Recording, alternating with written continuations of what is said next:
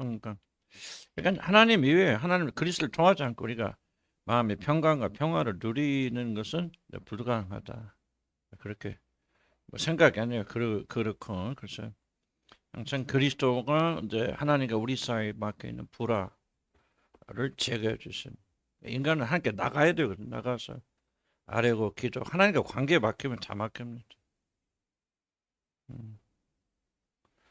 그러니까 일본으로도 커. 우리가 하나님과의 관계 속에서 그것을 향해서 나가야 된다.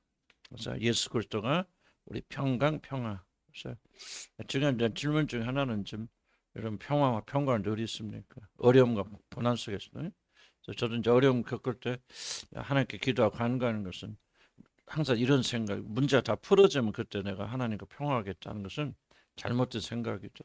전쟁, 샬롬이라는 말씀, 샬롬은 뭐냐면 전쟁 뒤에 어떤 투쟁 후에 얻어지는 평강, 전쟁 없이는 평강 없습니다. 그래서 어떤 그런 과정과 어려움 속에서도 얼만큼 우리가 100% 평강 누릴 수는 없죠. 제가 문제 속에 있는데 어떻게 불가능하죠. 그런 가운데서도 마음을 요동치지 않냐면. 그 참전 믿음 뭡니까? 백구물에 있어 풍랑이 칠 때 주무시던 예수 그리스도의 평강이 우리가 내가 평화를 되게 주노라 그랬지 않습니까? 이 평화가 우리가 오해야 돼. 그래서 우리가 뭐 여러 가지 이제 심리적으로도 치유하고 뭐 그렇지만은 그렇다고 우리가 평강해지는 게 아니고 평강과 평화는 위로부터 내려와야 돼. 그러려면 하나님과 여러분 관계가 막혀 있으면 안 되잖아. 그렇죠? 막혀 있으면 안 되는데 여러분 가운데 몇 분들은 요즘 굉장히 막 이렇게 하나님과 관계가 꽉 막혀 있는 분들 몇 분 계셔서 좀 마음에 좀 염려가 좀 돼요. 그래서 하나님과 막히면 다 막힙니다. 하나님과 막히지 않으면 풀어주세요. 그래서 아침에 내가 그래서 간증하는 거죠. 그런 속에서 하나님이 돌보심이 참 위로가 얼마나 놀라운지 몰라요. 전혀 예상하지 못했던 방식. 또 용기를 주시고 깨달음도 주시고 고난을 피해야겠다. 이게 아니고 통과하자 뭐 해보자 그 말이에요. 얻어 터져보자 한번. 그러면은 별거 아니에요 사실. 그렇죠? 세상 속에서 그러니까 성경에 뭐가 일평생 어떻게 해서 일평생 포로된다고 하죠? 죽기를 두려워. 죽은 자들이 아니거든요. 죽기를 두려워하는 자들은 뭐가 된다? 일생의 포로가 돼.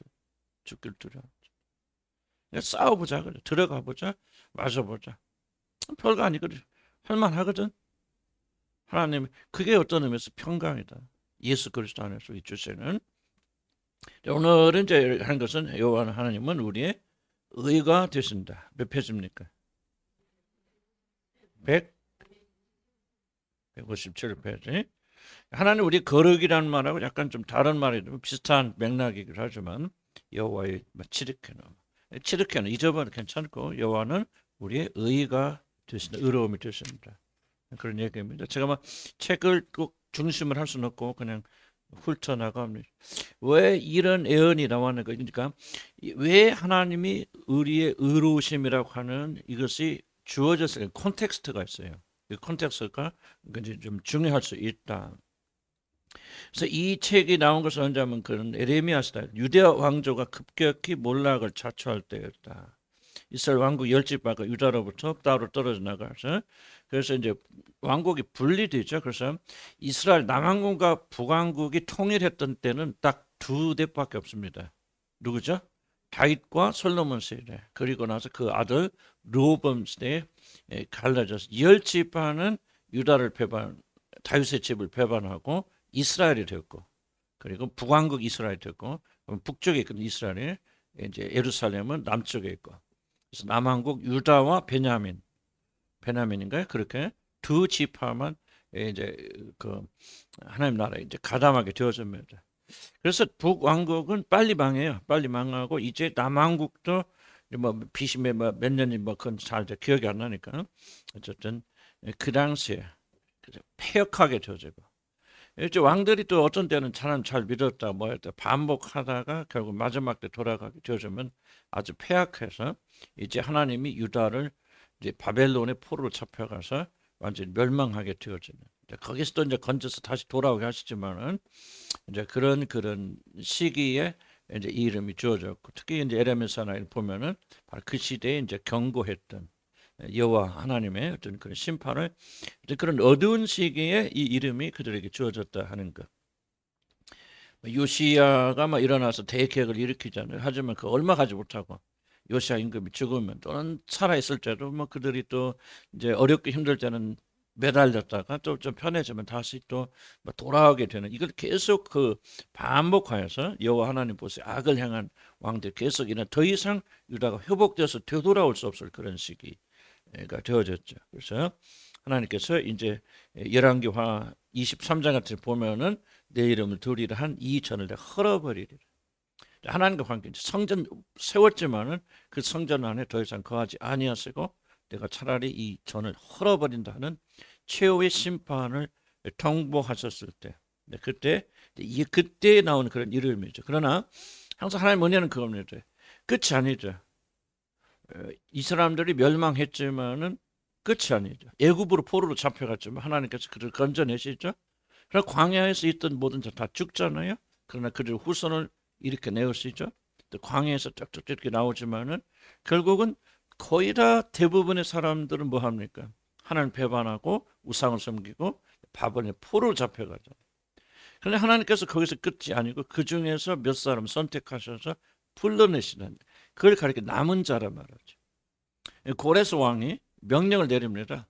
이제 누구든지 유대 예루살렘으로 돌아가기를 원하는 자들은 돌아갈 수 있다 하고 풀어주죠. 그때 소수의 사람들만 들어옵니다. 대부분의 사람들은 그 바벨론 나라에 정착합니다. 왜? 거기가 좋잖아. 미국에 갔어. 이민 갔어. 미국에 잘 자리 잡고 살아. 그런데 6.25 전쟁 난 뒤에 이제 전쟁 끝났으니 누구든지 대한민국에 돌아가기를 원하면 가시오 했을 때 대부분의 사람들은 미국에 남아 있잖아요. 그런 건 똑같은 이치로 바벨론에 포로 잡힌 그들이 정착해서 꽤 높은 자리에 올라가죠. 다니엘 보세요. 다니엘의 세 친구들 보세요. 총리도 되고 그러니까 유대 사람이라고 해서 하세한 게 아니에요. 그들이 인재 정책은 그저 뛰어난 존재들 전부 등용했었기 때문에 심지어 국무총리 자리까지 올라가잖아요. 다니엘도 그렇고. 그러나 그렇게 정치가 있었기 때문에 돌아가도 된다고 하는 명령이 내렸을 때 대부분은 돌아오지 않습니다. 하나님께 그 중에서 불러내셔서 예루살렘을 사랑하고 하나님을 사랑하는 자는 자원해서 그들이 정말 먼 길, 아무것도 없는 폐허가 된 예루살렘에 다시 돌아와서 느헤미야 시대에 느헤미야가 그 예루살렘 성전을 다시 건축하게 됐죠. 이걸 성경이 뭐라 남은 자라고. 그러니까 항상 하나님 아무리 이 세상이 험악하고 이러면 뭐랄까 좀 타락한다 할지라도 하나님 남겨둔 씨가 있어요. 누굽니까? 엘리야 시대에 뭐라고 그래? 나만 다 뭐니까 바알에게 무릎 꿇고 나만 남았나이다. 그때 하나님 뭐라고 말하죠? 내가 바알에게 무릎 꿇지 않는 7,000명을 남겨. 이게 바로 남은 자들. 여러분 잘돼 구원은 항상 남은 자를 이해하셔야 돼요. 여러분 여기 앉으실 때 다 구원받는 게 아니에요. 열심히 여기 다니실 때 구원받는 게 아니에요. 여러분 가운데 남은 자들이 있어요. 사모하는 자들이 하나님 핵에 매다는 자들. 죄송합니다. 여러분 가운데 지옥 갈 사람 있겠지 왜 없겠습니까? 난 그렇게 안 되길 바랍니다. 나 기도 제목 우리 하주님부터 경연 참여까지. 그러나 여러분 가운데 지옥 갈 자 왜 없겠습니까? 나는 알아요. 누가 갈 것이다. 내가 어떻게 합니까? 그러나 여러분 항상 구원은 어떤 식으로 하나님 남은 자들 구원하셨죠. 대다수의 사람들 구원하신 적은 없어요. 하나님 구원의 방식이 아니에요. 유대 보세요. 유대 사람 그렇게 많은 사람이 있지만 몇 명이 12제자 500명의 사람들 구원하시는 거예요. 예수님 오셔서 기여한 게 12명의 제자 남기고 가셨다 그 말이에요. 그러나 항상 기독교는 뭐예요? 막 초대교회가 막 부흥하고 발전하지만 그게 아니에요. 그거 아니에요. 남은 자들 구원해 나시잖아요. 그래서 세상의 끝이 되어도 우리는 소망이 있다. 남은 자들 반드시 구원하시고 하나님의 구원의 계획은 정말 하나님 살아계시면 온 세상이 이렇게 뭐 멸망하도록 버려뒀을까? 진짜 하나님 살아계시면 뭐 AI가 어쩌고 뭐 이렇게 의심할 수 있지만 하나님의 구원의 방식은 항상 대부분의 사람들 구원하신 게 아니라 소수의 사람들 선택해서 부르셔서 그 사람들에게 하나님을 사모하는 마음을 일으켜 세우시고 열심히 열정적인 사람들. 난 여러분 가운데 보면 어떤 분들은 주를 향한 그래도 실수하고 실패해도 주를 향해서 달려가는 사람도 있어요.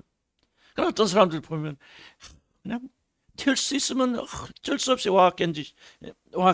여러분의 마음은 항상 다른 가운데 계신 분들. 나는 여러분을 지금도 볼 수 있어요. 나는 단호하게 말이죠. 모든 자들이 다 구원받는 게 아니라 남은 자들, 성경에 가르쳐 주는 거. 얼마나 잘하느냐 이건 둘째. 얼만큼 간절하느냐 이게 중요한 거예요. 얼마나 구원을 사모하느냐. 물론 열매 맺어야죠. 그러나 우리 열매로 구원받는 거 아니잖아요. 성령이 가진 사람들은요, 완전하고 완벽한 사람들이 아니에요. 그러나 그들에게 지울 수 없는 사상이 뭡니까?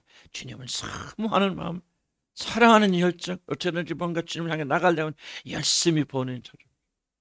그런 자들이 남은 자들이에요. 나는 여러분이 다 그런 분 되기를 주의로 간절히 축복합니다. 그러니까 누가 말 잘하고 말 못하고 어디 있겠어. 뭐라도 내가 주님께 가까이 나가려고 뭐라도 이야기하고 보면 항상 그 사람들만 산정돼 있어요. 그 왜 그래? 주님을 사모하는 마음이 있거든요. 사랑하는 마음이 있어요. 어떻게든지 내가 고쳐야 돼. 어떻게든지 주님을 향해 나가야 돼. 이게 바로 남은 자들. 그러니까 바로 그때에 뭐가 되냐? 여호와 하나님이 너의 의가 되신 자는 이 축복이 되어지는 거예요. 왜 이 배경들이 중요하냐? 아무리 우리가 여호와 하나님은 이런 하나님이다 저런 하나님도 다 배우면 무슨 소용이 있겠습니까? 이름 얼만큼 소원하냐 그 말이에요. 자는 사람들 그런 시대에 하나님께 자기 이름을 그들에게 계사하여 주셨어요. 나는 이렇게 생각, 아까도 몇 번 보니까 오늘도 하나님 은혜 많이 입었습니다. 어쨌든 몇 분들은 오늘 고 형제도 보니까요. 하나님 사모하는데 이게 바로 이 시구나. 잘 들어보세요. 내가요 이거 하다가 은혜 받았어. 깨달았어. 나에게 주시는 말씀이라고 생각했습니까? 누군가 이 가르침을 통해서 하나님 구원하실 계획이 있으니까 그들을 위해서 이 말씀 나에게 주셨다 생각합니다. 난 후자라고 생각합니다. 나도 물론 은혜 받지만요. 뭔가 하나님께서 사모하는 자들에게 필요한 말씀을 던져주시고 하셔서 건져내시는 거 아니에요? 하나씩 둘씩 건져내시고 한 단계 두 단계 건져내셨어요. 정말 이제 하나님의 의가 되신 우리 하나님이 그 하나님의 의로우심을 붙잡고 사는 그런 자들로 이 세상에 살면서 완전하지 못할지 모르더라도 우리 하나님께서 그렇게 만들어 가신 거 아닙니까? 그래서 여러분 겉모습 보지 마세요. 교회가 잘 된다 부흥된다 나 정말 그거 자랑할 거 없어요. 뭐 몇만 명 모인다 다 별로 그렇게 은혜 뭐 옛날에는 막 그래서 뭐 관원 목사님 보면 그게 보면 근데 지금 보면 사랑있게 보면서 이게 뭔가 하나님의 눈은 다를 수 있구나. 하나님의 눈은 누구에게 가 있느냐? 소수의 사람들, 택한 자들, 남은 자들. 성경 보니까 끝까지 너희가 오늘까지 여호와 하나님께 달라붙어 있는 자들은 다 생존하여 달라붙어 있는 자들. 넘어지고 고민하고 갈등하면서도 난 이렇게 살 수 없어요. 하나님 뜻대로 살고 싶어요. 그 열망을 가지고 있는 남은 자들 하나님 부르시고 찾으신다 그 말이에요. 아멘. 아무나 구원받는 게 아니에요, 여러분들. 누구든지 예수 이름을 부르면 구원받죠. 그러나 그 예수 이름을 아무나 부르는 게 아니에요. 여기 앉아있다고 부르는 게 아니에요, 여러분들. 남은 자가 돼서 간절한 열망과 그 마음을 가지고 하나님께 애타고 찾는 자. 여호와를 경외하는 자, 두려워하는 자, 내가 드는 자 하나님 앞에서 올바로 되겠다. 우리의 힘으로는 안 되지만은 그런 심정을 가지고 오늘도 눈물을 흘리는 자들을 하나님께 구원하시고 그런 자들에게 이 이름이 계시된다면 여호와 하나님은 여호와 지득해는 너의 의가 되신다. 아멘. 내가 자격이 있어 말씀드리는 거 아니에요. 나도 똑같은 그런 말씀을 들어야 되고 나도 혼나야 되고 그런 사람이 있지만은 오늘 나는 하나님의 말씀을 여러분 대언해 드리는 거예요. 발버둥 치세요. 그러면 의란 말이 무슨 말인가? 의란 체데크란 말이에요. 체데크. 의라는 말은 뭐냐? 강직하다, 구부러지지 않는다. 다른 말은 우리 말로 하면 타협하지 않는다. 그냥 지금 뭐 그런 사람이 뭐라고 설명합니까? 이렇게 한번 막 자기가 옳다고 이러면 막 끝까지 하는 사람을 강직하다 좀 그런 말 하죠. 그래서 그런 뜻이 그 여호와 하나님 의라는 말의 원형이다. 곧다, 구분질 것이 없다. 반듯하고 원칙대로 원리대로만 행한다. 그런 분이 하나님이라는 거죠.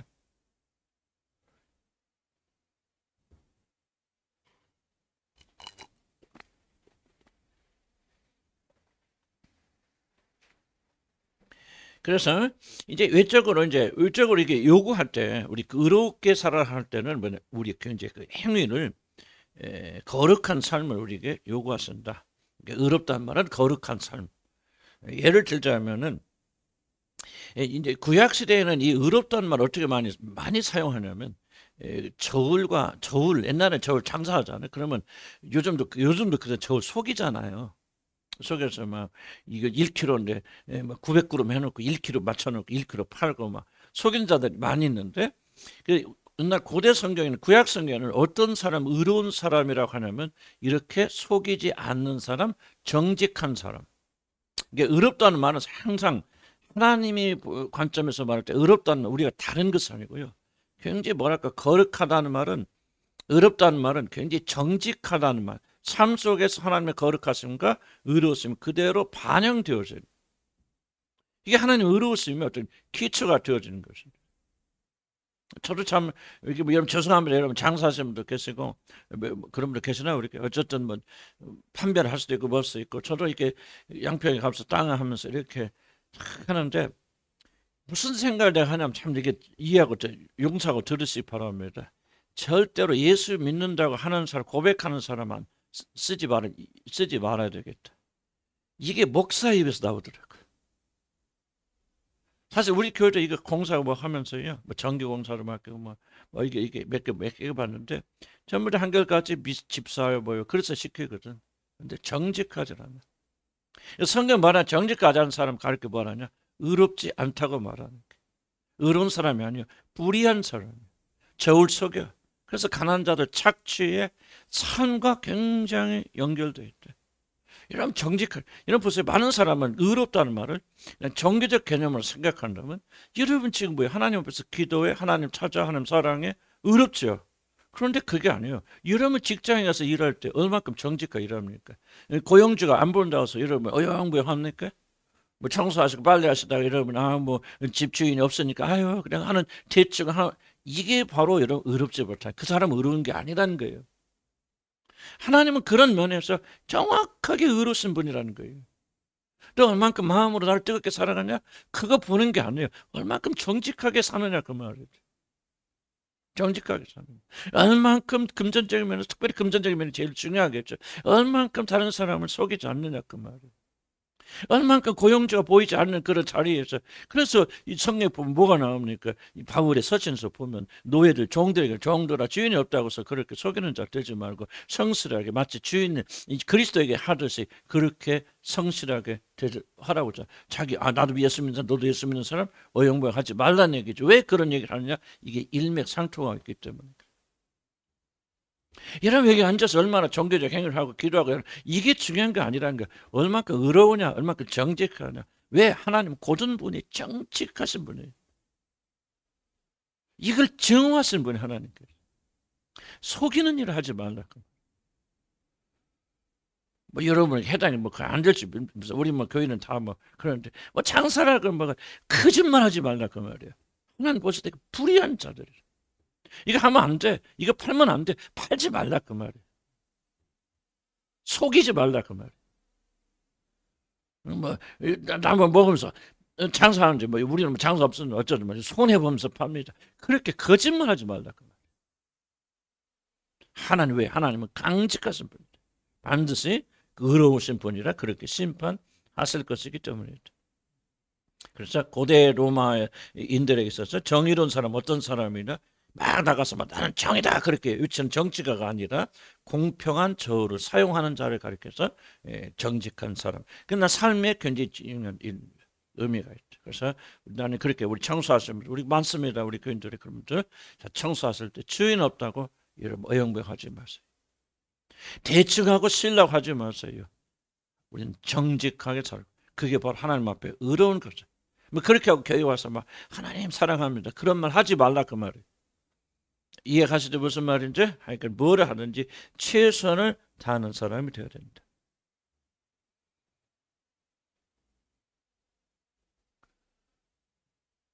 그래서 하나님 앞에 이제 영적인 의미를 드린다면 우리가 영적 제사를 드릴 때 그런 제사, 마음에 통하는 그런 심정을 하나님께 드리는 의의 길을 걷고. 그래서 우리 시편 보면 놀랐잖아요. 계속 그런 강조했죠. 시편에는 뭐예요? 일방적으로 하나님의 은혜를 강조한 것은 내가 이렇게 살았사오니 행했사오니.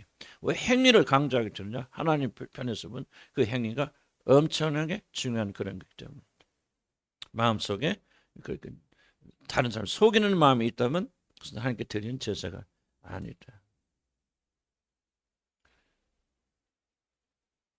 그런 것입니다. 성경적으로 의롭다 하는 것은 하여간 좀 그런 의미에서 삶의 영역에서 강조를 굉장히 많다라는 사실 좀 그렇고요.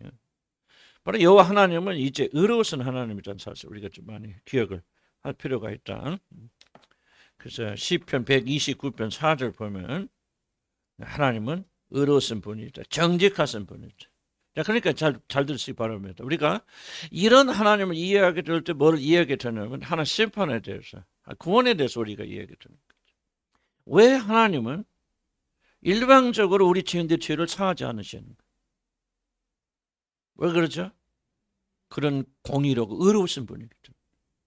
만약에 여러분이 죄를 지었음에도 불구하고 하나님께서 그래 뭐 내가 사랑하니까 내 자녀니까 괜찮아. 내도 다 죄 용서해 줄게. 라고 하는 그 벌이 왜 속죄가 반드시 등장해야 됩니까? 하나님의 의로우심 때문입니다. 여러분이 그냥 우리는 뭡니까? 자녀들 있으면은 왜곡된 우리는 의롭지 못하고 공평하지 못하게 뭐 합니까? 그냥 우리 자녀들이 잘못하면 다 그냥 눈 감아주죠. 그래 안 그래요? 눈 감아줍니다. 왜 눈 감아줍니까? 사랑이 많아서 그런 게 아니에요. 의롭지 못해서 그런 거예요.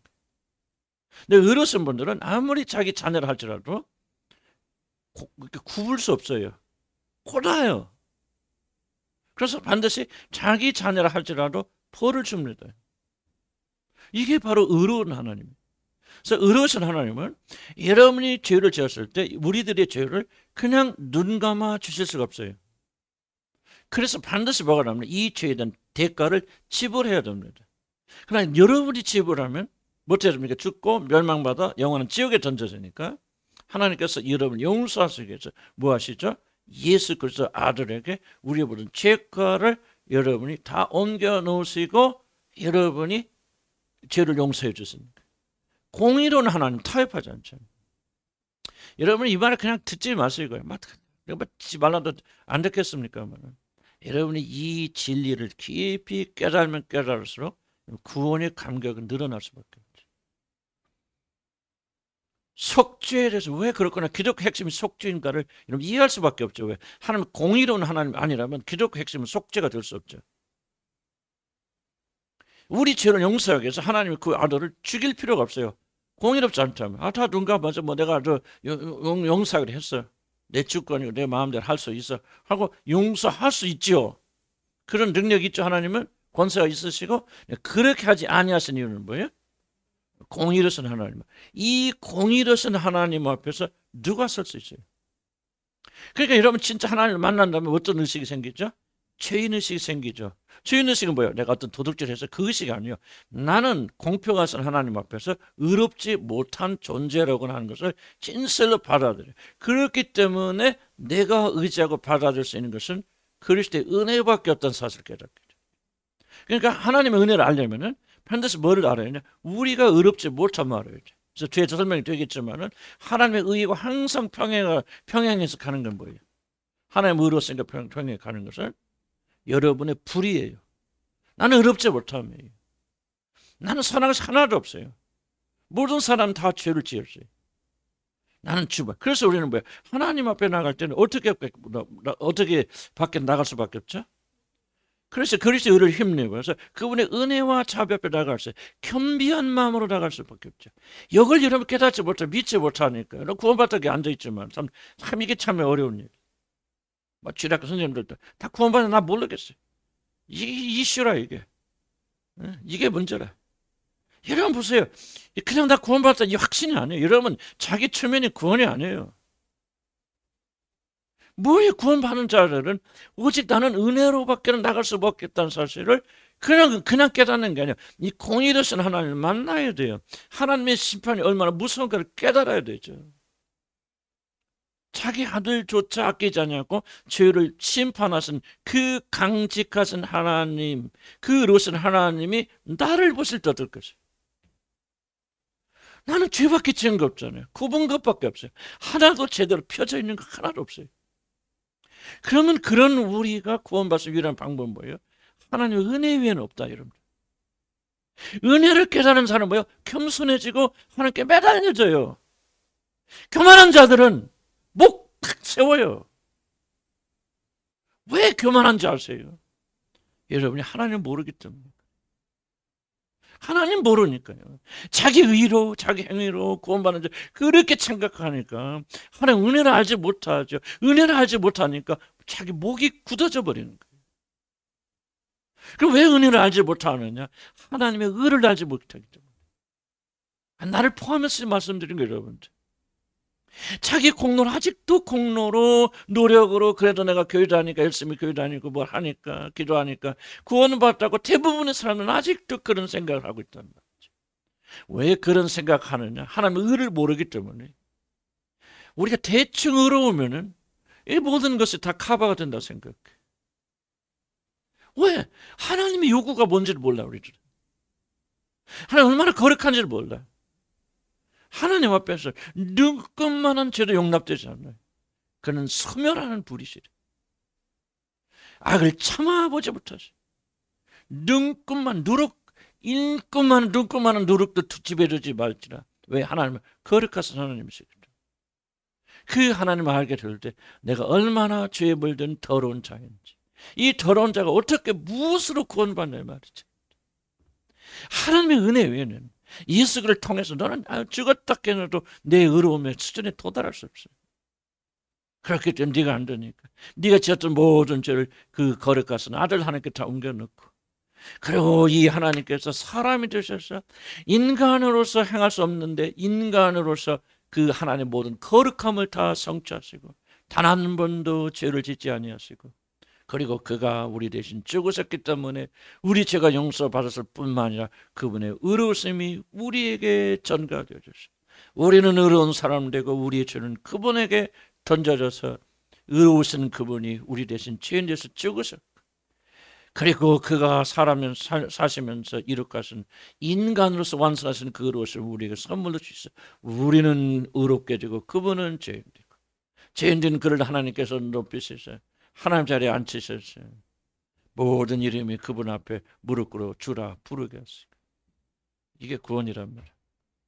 이걸 깨달아야 돼. 깨달으면 뭐예요? 하나님의 의로우심 알아야 돼. 하나님의 의로우심 모르면 우리는 천상, 구원이 무슨 이해도 못하고 구원의 감격도 없는 거예요. 그러니까. 구원도 못 받았는데 무슨 구원의 감격이에요. 하나님 알아야 된다. 성령께서 이걸 오늘 머리 지식이 아니고 성령께서 여러분의 마음을 감동시켜 주셨어요. 우리 모두가 하나님의 의로우심을 깊이 깨닫게 될 주님을 간절히 기원합니다.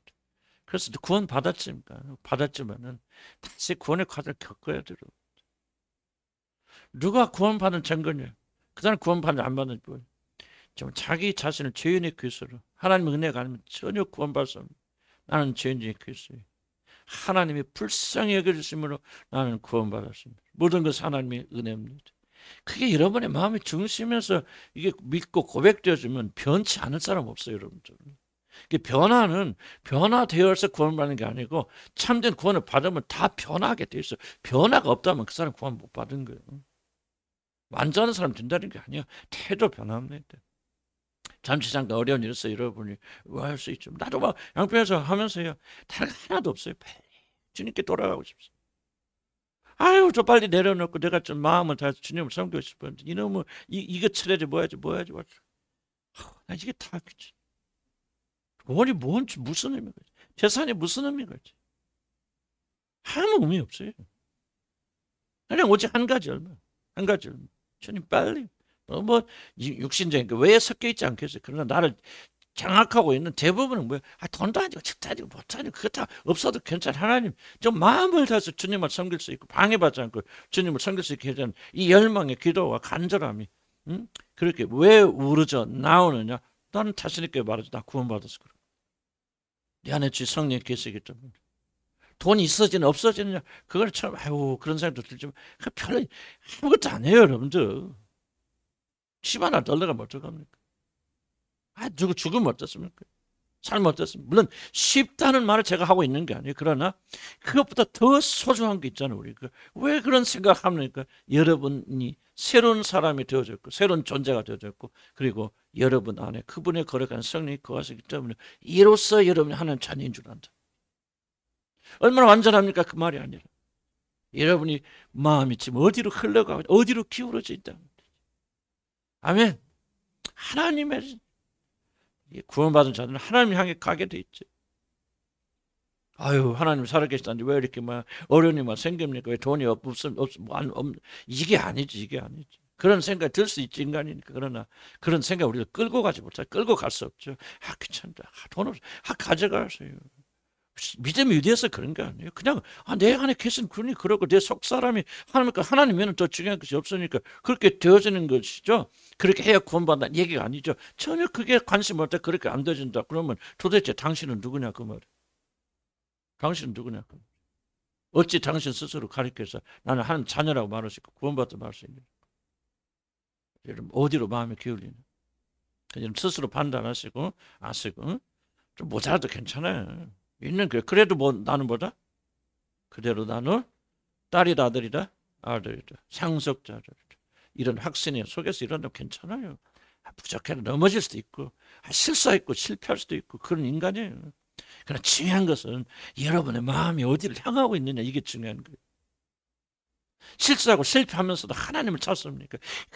그분을 향한 열정으로 일어나고 있습니까? 모든 소원보다도 그분과 가까워. 비록 내가 유혹받고 넘어지고 자빠지기도 하지만은 그럼에도 불구하고 내 마음은 항상 그분이 나의 모든 것이 되기를 간구하고 간절히 사모합니까? 그러다가 넘어지고 자빠집니까? 그러면 주님이 그래도 너는 내 아들이다.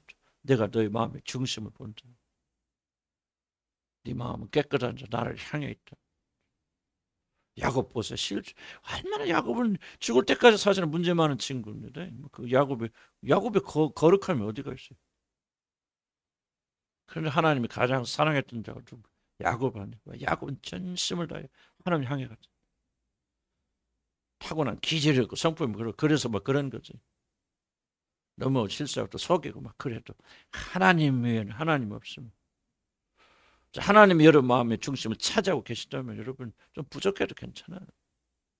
행위로 하늘나라 가는 거 아니죠. 그러니까 여러분 속사람은 또 누굽니까? 좀 곁길로 나갔지만 잠깐 도전받을 힘을 내시 바랍니다. 하나님은 의로우신 분이죠. 신명기 32장 찾아보면 공의롭고 정직한 분이죠. 하면서 항상 법도가 나오죠. 저울 속이지 마라. 고아와 갑을 돌보라. 삶과 믿음은 하나님에서 분리 안 됩니다. 삶이 따라오지 않는 그런 거룩은 존재하지 않아요. 거룩하려면 죄를 짓지 말고 더러운 것을 입이라도 부르지 말고 의로움을 알면 여러분 고아와 갑을 돌아보고 하나님의 뜻대로 살아가고 공평하게 일하고 그래서 여러분들이 막 기도하지 말라는 말은 아니지만 나는 여러분들이 막 기도하는 것도 중요하지만 여러분 삶 속에서 정직하게 그렇게 사실 다 지원하는 축복합니다. 그러나 그러잖아요. 남편 속여서 헌금하지 마시라고. 예? 우리 교회는 남편 속여서 헌금하지 마세요. 남편 자유함을 주시면 그 생활비 전략해서 헌금할 수 있어요. 거기서 11조 달 수도 있고. 아름다운 일이에요. 그러나 남편 몰래 속여서 헌금하죠. 하나님 절대 기뻐하지 않습니다. 하나님 뭐를 더 중요하게 여기십니까? 헌금하는 걸 중요하게 여기십니까? 남편을 속이지 않는 것을 더 중요하게 여기십니까? 그렇지. 그게 바로 하나님의 의라는 거죠. 나면 우리 문 닫고 돈 없어서 문 닫아도 난 올바로 전해야 되잖아요. 남편이 주신 그 자유 안에서는 얼마 생활비 주면 그건 얼마나 쓰든지 여러분 상관없이 살면 그 안에 성금도 하시고 11조도 하시고 편한 대로 하세요. 그러나 절대로 남편이나 다른 사람 속이지 않게 지혜로운 축복합니다. 이중장부 쓰지 마세요. 씁니까? 손 들어봐 쓰는 사람 있으면 혹시라도 없죠? 가계분서? 자기에서 쓰는 거죠.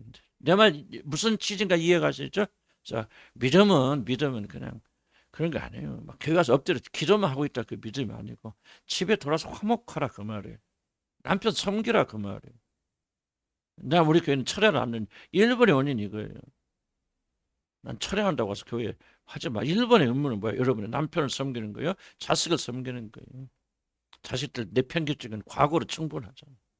그래서 자녀들 어떻습니까? 주님 다 떠나갔잖아. 여러분 자녀들 왜 믿음이 없어? 다 여러분들이 이상한 짓 하고 다녀서 그래. 자녀를 돌봐야 될 시간 돌보지 않았어요. 여러분들이 주님을 미워하는 거예요. 하나님께 돌아가는 거 싫어하는 거예요.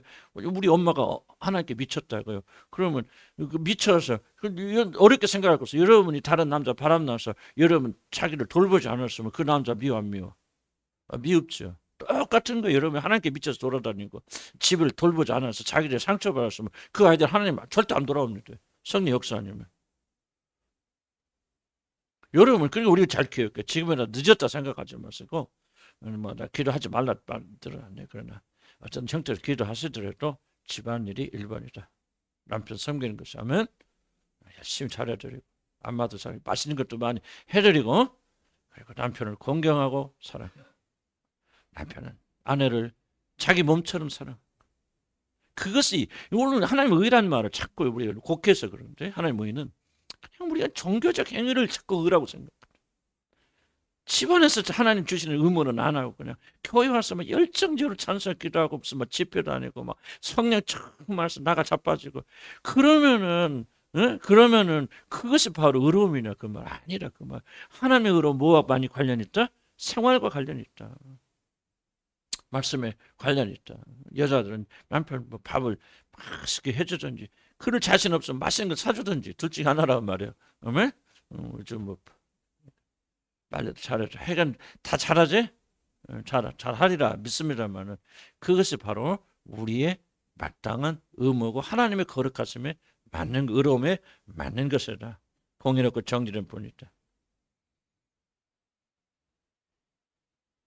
그래서 아까도 강조했지만 하나님 의가 강조하면 반드시 뭐가 대조된다? 인간의 불의. 시편 14편 3절에 보면 선을 행하는 자가 한 사람도 없다고. 하나님은 의로우신데 그 누구만 의로운 거예요? 하나님만 하나님 의로우신데 그에 반해서 인간은 다 타락되었다. 로마 3장 23절 보면 모든 사람 죄를 범하였으며 다 하나님 영광에 이를 수 있는 의로운 자는 단 한 명도 없다. 그래서 우리가 그리스도가 필요하다. 그래서 구약 성경을 보더라도 하나님의 의를 인간으로서 획득할 수 있는 유일한 방법은 하나님의 은혜와 자비가 없다는 사실, 자비밖에 없다는 사실 구약 성경에도 굉장히 많이 강조합니다. 여러분 보면요, 구약과 신약은 놀랄 정도로 일맥상통합니다. 구약은 완전 행위를 가르치고 신약은 믿음을 가르친다라고 말한다면 그 사람은 성경이 뭔가를 잘 이해하지 못하는 사람. 그렇지 않습니다. 구약과 신약은요 일맥상통합니다. 구약에도요 전부 은혜를 받아요. 믿음으로 구원받았어. 아브라함이 뭐 어떻게 의롭다함을 받았다고 그랬죠? 믿음으로.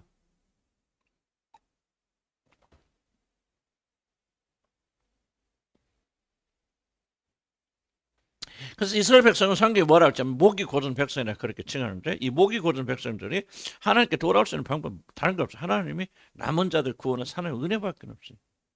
여러분 보세요. 바벨론 포로로 갔을 때 고레스 왕이 누굽니까? 이방인의 왕이요. 그들 포로로 잡았던 그 왕이 무엇에 미쳤다고 자기 둘은 그 수많은 민족들을 해방시켜버립니까? 그것도 가서 다 성전 지어주라고 왕실에서 모든 경비를 다 대가지고 하나님 통치, 하나님 다스리시니까 하나님 역사시가 그렇지 않나요? 그러니까 이스라엘도 그리스도가 오시기 이전에 어떤 구약 성경을 보면은 이스라엘이 구원만 유일한 방법은 다른 것이 없다. 하나님의 긍휼히 여겨주시는. 잡으세요. 하나님은 의롭고 우리는 불의해.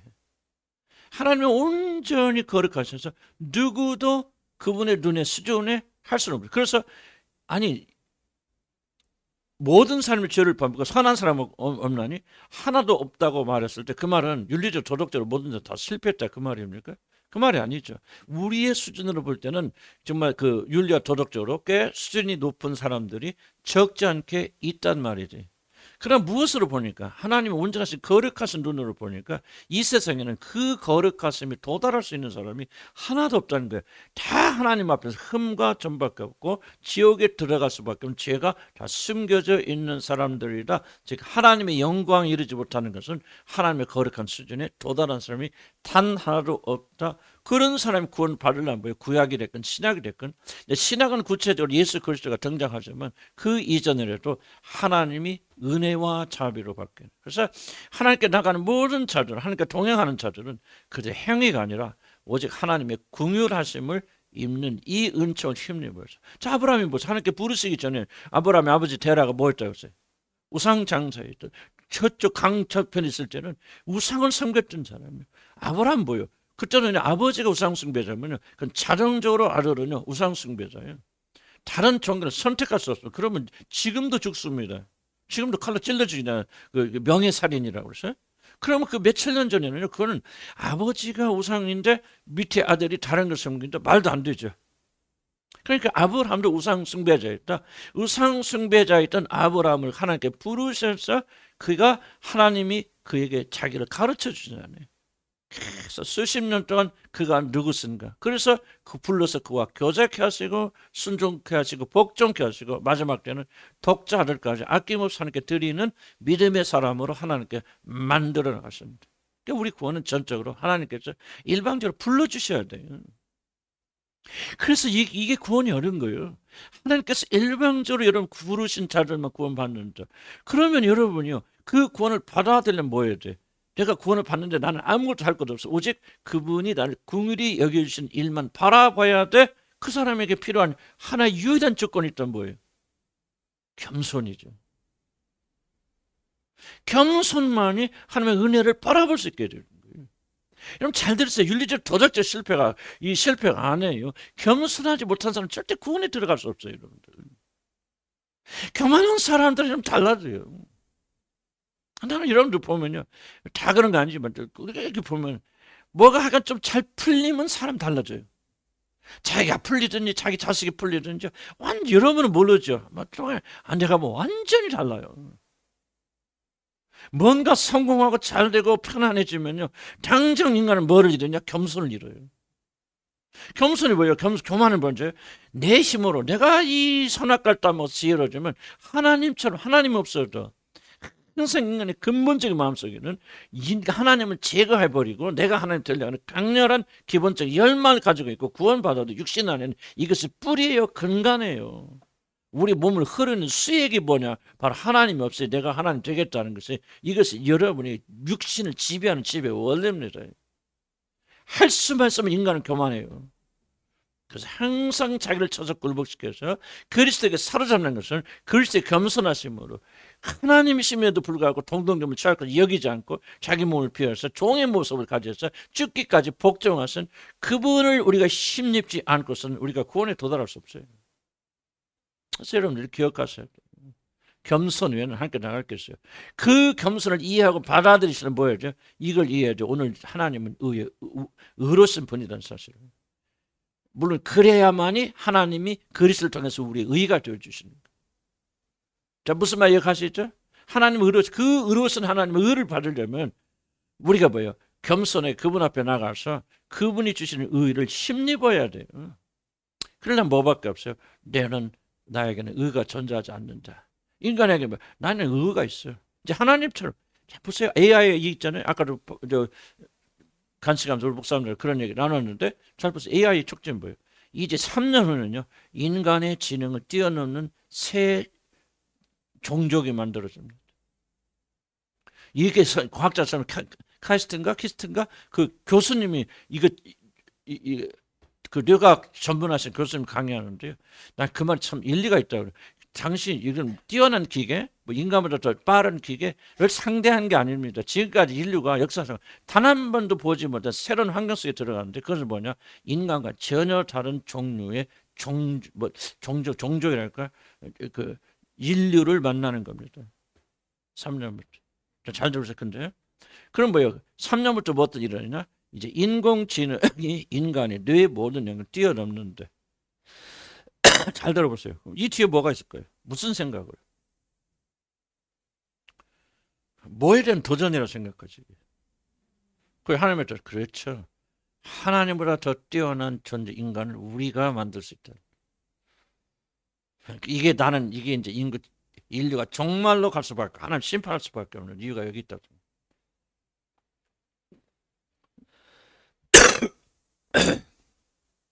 이게 놀라운 거예요.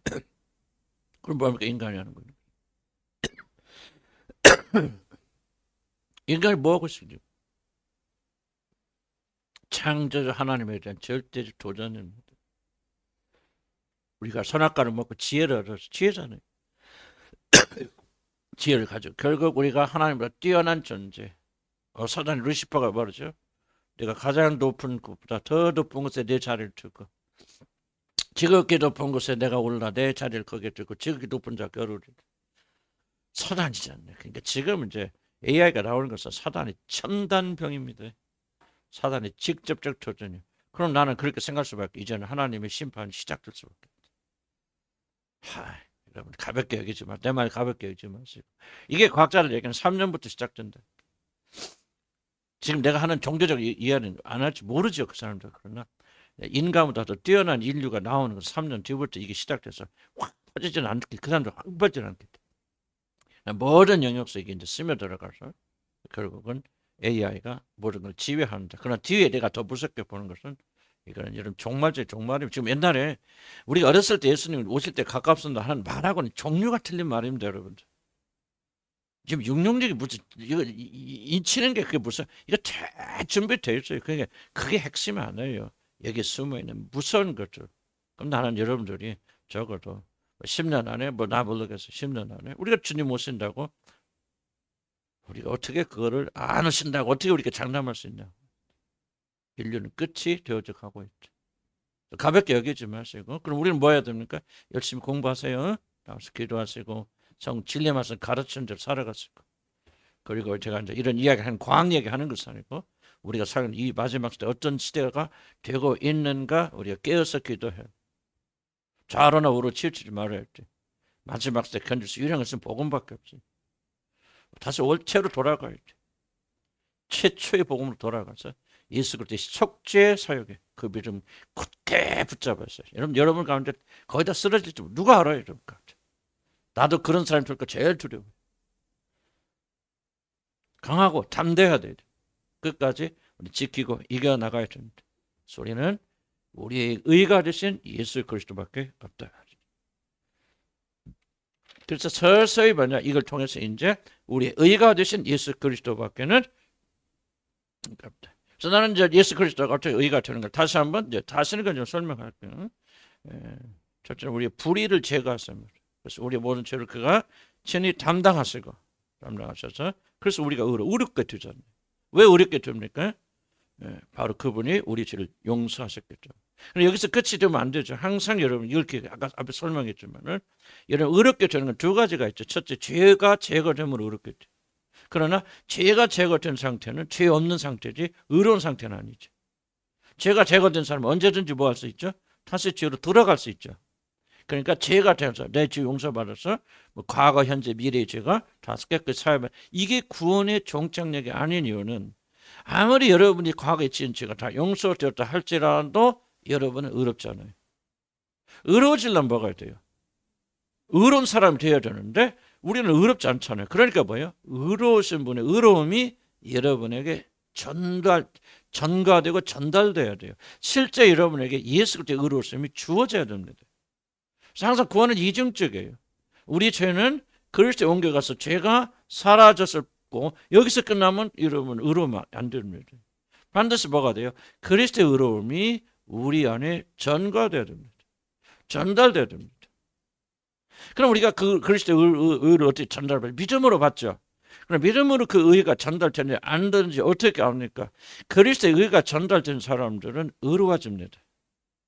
거룩에 대한 열망이 일어납니다. 결코 여러분, 난 예수 믿고 뭐 어려운 일 안 겪고 뭐 하나님 믿으면 잘 따라가면 하나님 도와주시고 뭐 하시고 뭐 그리고 뭐 회개하는데 왜 회개합니까? 그 죄 때문에 불편하니까. 그건 의로움이 아니죠. 의로움이, 여러분 안에 의로움이 있다고 하는 증거 중에 하나가 뭡니까? 예를 들죠. 크게 안 들려. 누가 얘기해? 뭐 행동이 밖에 맞아요. 근데 제일 중요한 것 중 하나는 뭔지 압니까? 죄에 대한, 죄를 미워하는 마음이 생깁니다. 여러분 죄를 미워하는 마음이 없다면 여러분 의로움이 생긴 거 아니에요. 의로움은요 그냥 단순한 개념이 아니고요, 실제 예수 그리스도의 의로움이 주어져서 그 의로움이 우리 안에서 역사하기 시작합니다. 그리고 의로운 사람의 눈에는 뭐예요? 죄를 보고 고통당하죠. 의로운 롯이 뭐 했다고 합니까? 의로운 롯이 어디에 살면서? 소돔성에 살면서 날마다 그들의 죄를 보면서 심령이 상하였다고 말이죠. 난 여러분에게 묻고 싶어요. 이 세상을 보면서 여러분 심령이 상하십니까? 한번 대답해 보시오. 이 세상의 불의한 일들 보면서 심령이 상하십니까? 그렇지 않으면 이거 뭐 이거 잘 세상에서 하는 것 보니 저러면 안 되지 하고, 여러분 좀 부정적인 자세는 가지지만 여러분 심령이 아무런 상관이 없고 나도 저 사람들 좀돈 막 좋은 집에 살면 좋고 뭐 좋은 차 타면 들 텐데 왜 그럴까 그런 생각을 하고 있다면은 여러분은 의로움이 전달된 거 아니에요. 그냥 구원 받은 자면 나는 뭐 그렇게 말하시지 않고 여러분 예수의 의로움은 실제적이에요. 그래서 우리 안에 뭐가 있죠? 심령이 상하야 돼. 못 견뎌야 되죠. 그래서 여러분 심령이 상하 못 견디니까 뭐야? 하늘에 대한 소망이 자꾸 일어나죠. 나 빨리 그 나라 가고 싶다. 그 나라 가면 이런 죄가 없을 텐데. 그리고 여러분 안에서 어떤 죄가 올라올 때 심령이 상하십니까? 미워하는 다른 사람 미워하는 마음이 일어날 때 여러분이 막 그거 막 미워하는데 막 밤새 막 죽일려 살리려 하면서 미워하십니까? 그렇다면 미워한 마음이 있다는 사실 때문에 여러분이 심령이 상하십니까? 후자라면 강도가 얼마 그런지 이건 바로 그리스도의 의로움이 여러분이 주어졌다. 의로움이 역사하는 거 역동적으로 하는 거예요. 물론 그렇다고 우리가 막 예수님처럼 똑같이 안 되죠. 부족하지만 그러나 나는 왜 이렇게 시기할 마음이 끊어지지 않을까? 음란한 마음이 일어날 수 있는 남자도 있고 여자도 있고 특히 남자들 있으면 그 스쳐 지나갈 때 그걸 증오하십니까?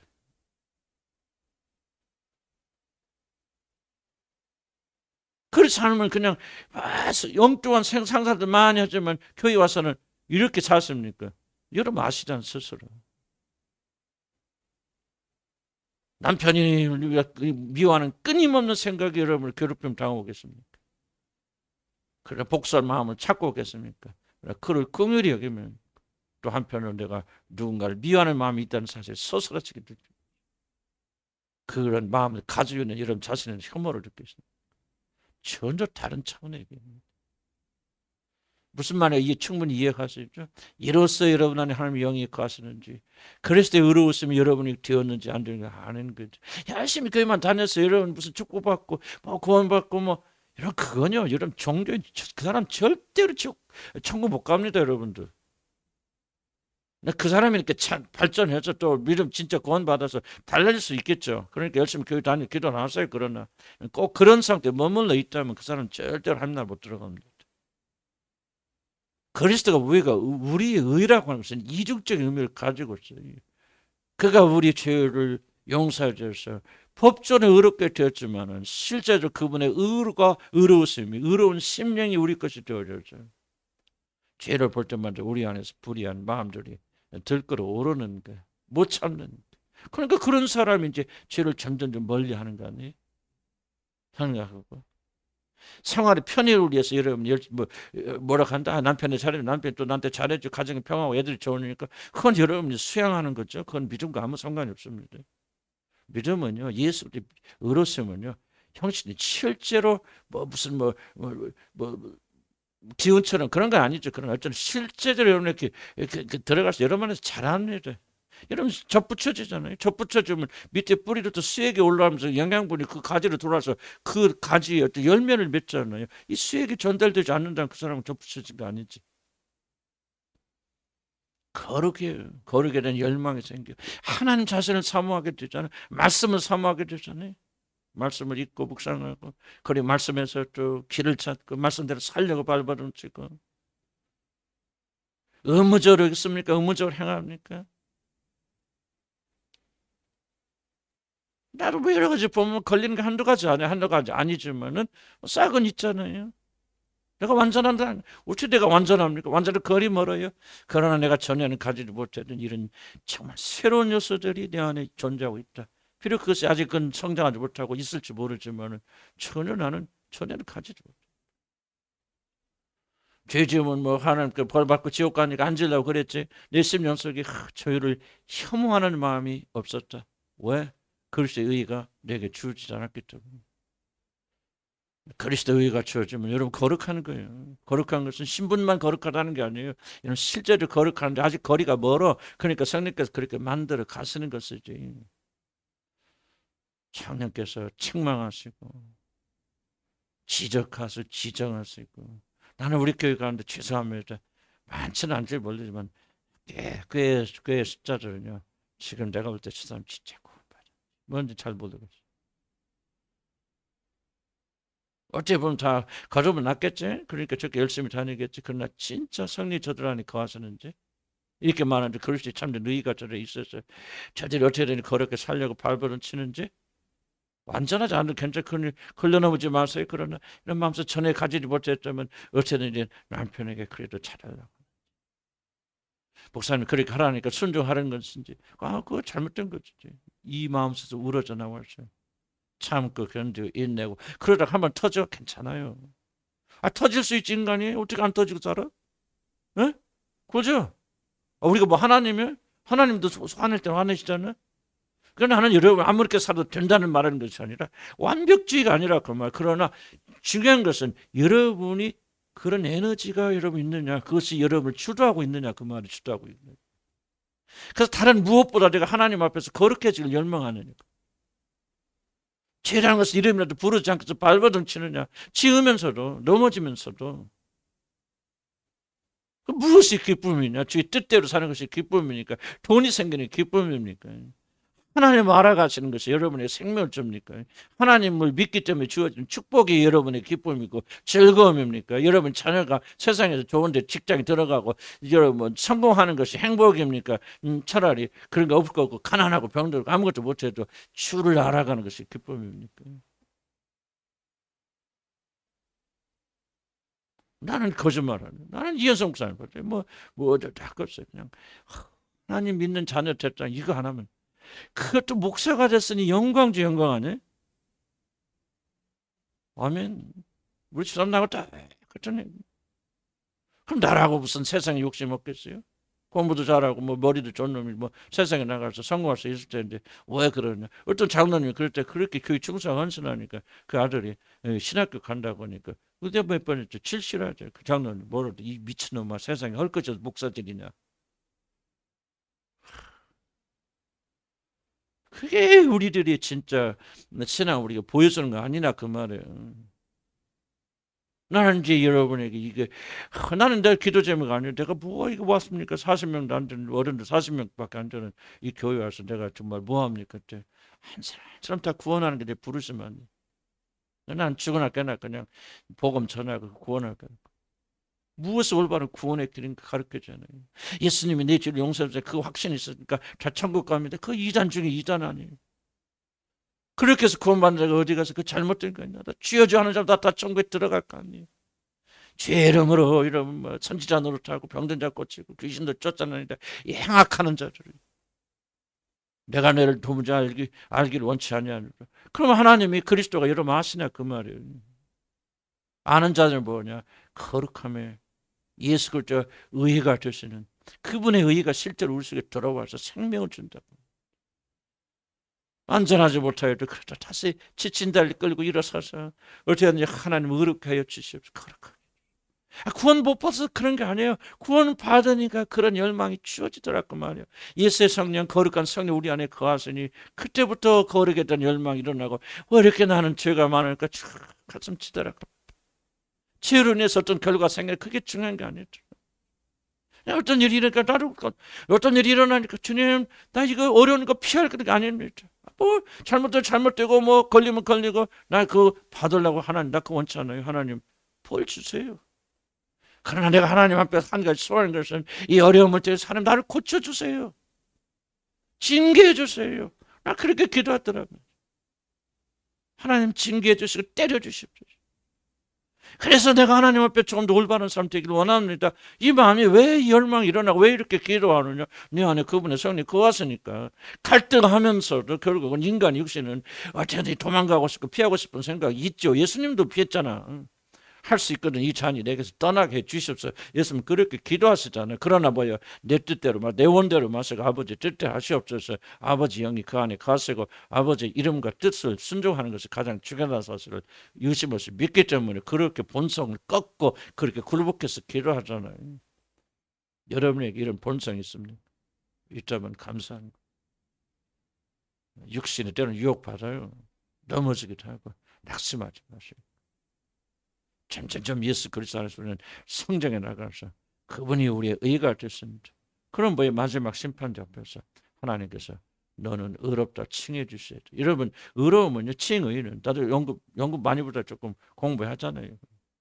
칭의는 예수 믿을 때 의롭게 되는 거 거기서 끝난다. 이게 칭의로는 여기서 끝나는 사람이. 그러나 또 다른 학자들은 그게 아니라 최종적 칭의는 마지막 심판대에서 하나님이 우리를 의롭다고 칭해 주십니다. 그러기 위해서 성령 우리 안에 보내주셨어요. 그러니까 구원은 하나의 과정이라고. 그러니까 누구든지 그러니까 너무 쉽게 생각하지 마시라. 누구든지 예수 이름 부르는 자는 구원 받으려. 맞죠? 그리고 진짜 거듭나 사는 자녀가 좀 그런 하늘 낙한다. 맞다. 그러나 뭐 어떤 전제가 있죠. 이 과정. 죄가 없다고 법적으로 의롭다고 칭함받은 이 사람이 심판대 앞에서 너는 마지막 의롭다. 물론 그때도 우리 주님의 의로우심으로 우리가 의롭다고 받겠지만은 최종적으로 그 부분에. 그래서 이 사도 바울도 그렇게 고백하는 거 아닙니까? 그와 마지막 심판날 건지시리. 항상 그 심판 앞에 서는 날을 의식하면서 사는 자들이 바로 우리들이 되어야 된다. 그게 바로 하나님의 의로우심을 받는 자들. 적어도 우리들은 예수 그리스도 우리가 의가 됐고 그분을 믿어서 내가 의로움을 받았기 때문에 이제 나는 의로운 자다 맞지만은 거기서 끝난다면은 그것은 전혀 하나님의 의가 우리에게 도달한 것은 아니다. 하나님의 의가 오면은 불이 일어나죠. 뭐이든 하나님의 의로우심을 사모하게 됩니다. 의로워지려고 밟아둔 점이죠. 구원받기 위해서 의로워진 게 아니에요. 구원받았기 때문에 그 사람이 이제 올바른 사람이 되어졌기 때문에 정상으로 돌아왔기 때문에 의로움에 갈망하게 되는 거예요. 이로써 그 사람이 하나님 자녀인지 아닌지 알게 되잖아요. 미리 연약한 분들은 낙심하지 마시고 이게 자라나가니까 그리스도는 자라나니까 다만 이게 올바른 구원의 길이구나. 그냥 예수 믿으면 나 천국 간다 이런 생각만 하지 마시라 그 말이에요.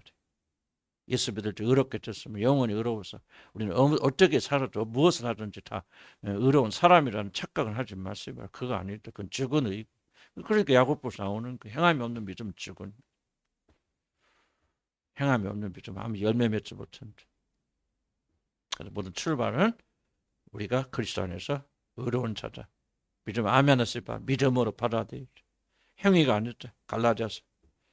거기에 끝이 아니라 그 믿음은 행함으로 반드시 증명되어야 된다. 우리 그게 야고보서. 이번에 종합하여서 하나님 믿음은 반드시 그리스도의 의로우심은 우리가 그걸 믿음으로 받아들여서 이런 법적으로 의로운 사람이 되지만은 동시부한다. 실제적으로 의로운 사람 만들어 가신 것. 이게 성령의 역사고 우리는 그 사모하며 나갑니다. 그러면 불과 우리는 실수로 넘어질 수 있다. 낙담하지 말 것이 여러분이 잘못됐다는 증거가 아니다.